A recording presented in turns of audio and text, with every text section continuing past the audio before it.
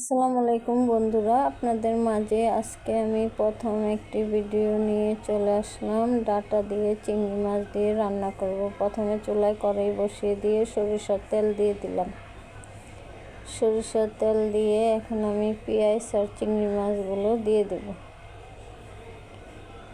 পেঁয়াজটা আর চিংড়ি মাছটা দিয়ে একটু ভালো করে ভেজে নেব, সুন্দর করে ভালো করে ভেজে নেব।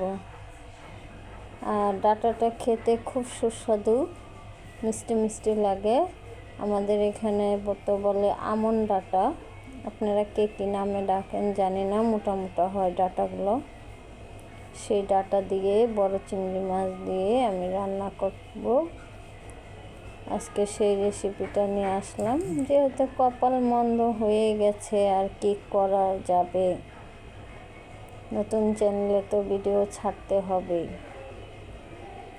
তার জন্য একটা ছোট্ট ভিডিও আপনাদের সাথে শেয়ার করতেছি। বন্ধুরা, ভিডিওটি দেখে লাইক কমেন্ট শেয়ার করে দিয়েন।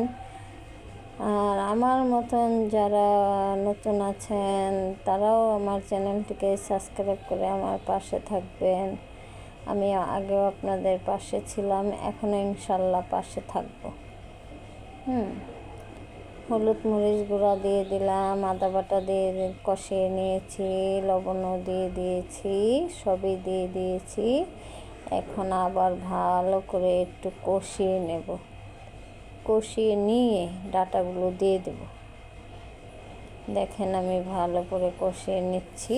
পানিটা না দিলে তো মশলাটা পুড়ে যাবে, তার জন্য পানিটা দিলাম, দিয়ে ভালো করে কষিয়ে নেব। কপালে যদি না থাকে ঘি, ঠকঠকালে হবে কি?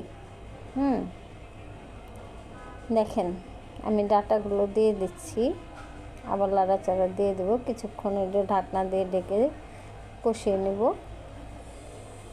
তা আমার কপালে নাই ঘি, আমি সারাদিন যদি ঠকঠকাই তাহলে কি হবে? হবে না। ওটা আমার ভাগ্যে ছিল না, এর জন্যই ওটা আমার কাছ থেকে চলে গেছে।